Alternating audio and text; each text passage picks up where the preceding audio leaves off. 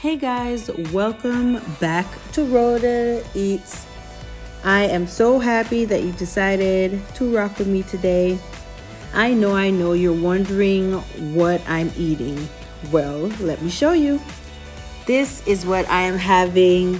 I was calling it corn cheese and then I decided on a corn gratin. So here's how I make this cheesy goodness. So of course, please remember all of the ingredients and the amounts I used is in the description box always, okay? But you can switch the seasonings around and you can add as little or as much as you like according to your taste buds, all right? Okay, so I am just getting some green seasoning going.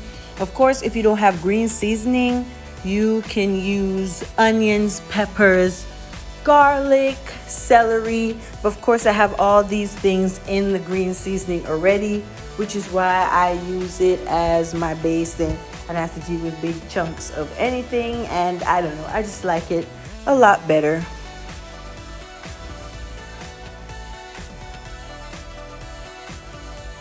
So I'm just cooking the green seasoning for a bit. I know you guys saw it kind of splattering all around because of course it is wet and I put it in oil, but it does stop after a few seconds and I just cook it a little bit. And then of course I'm using frozen corn. You can shuck a fresh corn if you're into that kind of thing. But me, I'm a frozen girl over here, okay? If it's frozen, I'm probably gonna use it. Okay, so one thing to remember though, if you're using frozen corn, you have to be mindful that it is going to release water or liquid. So you just have to cook it off a little bit longer. You're going to see me add a bit of salt, not too much because I'm not adding it to make it salty. I'm just using the salt to draw the liquid out of the corn so that I can cook it away, cook the liquid away. Yeah, so you can always remember that if you're cooking something that's frozen, you can add a little bit of salt just to draw that moisture out. That way you can cook it off and not have a soggy product.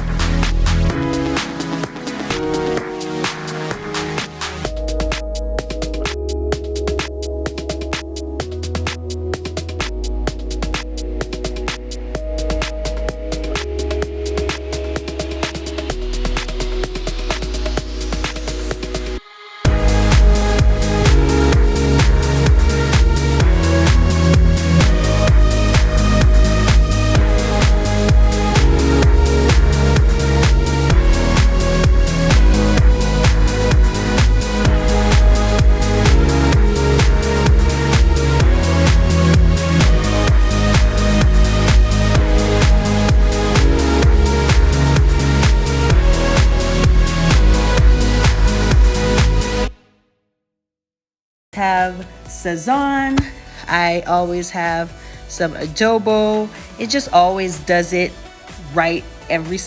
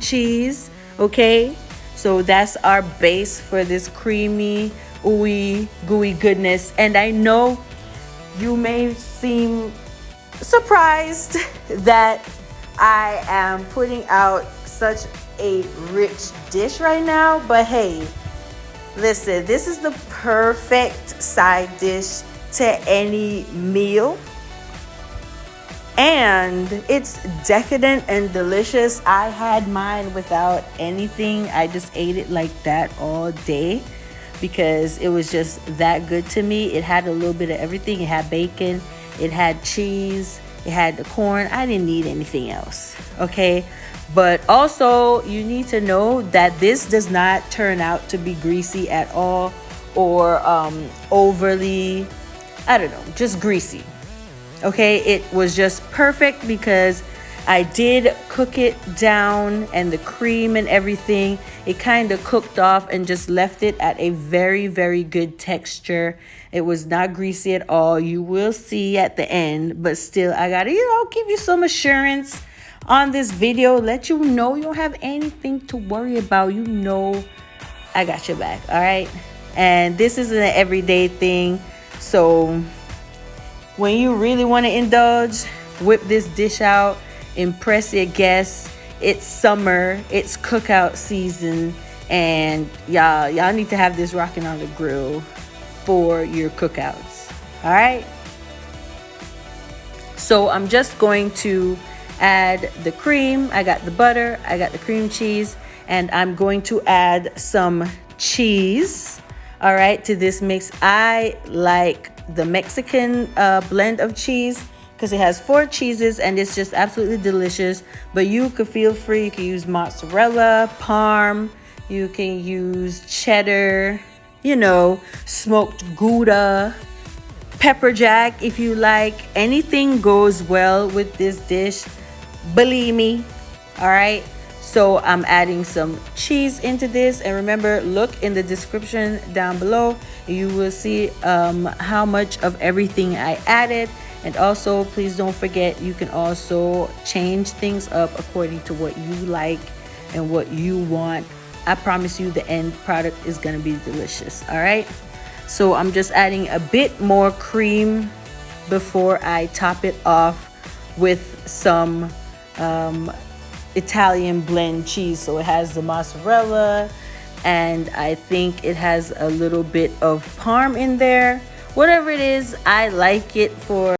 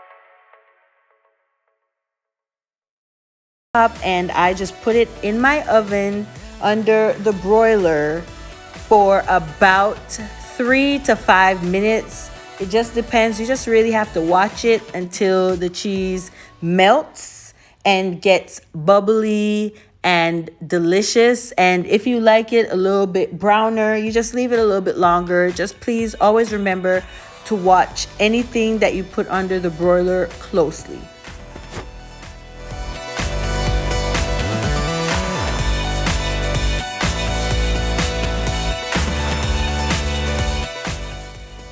Look at this. Doesn't this make you happy? Do you see this? It is looking so good right now. And I'm just gonna top this with a little bit of bacon and some Parmesan, some grated Parmesan.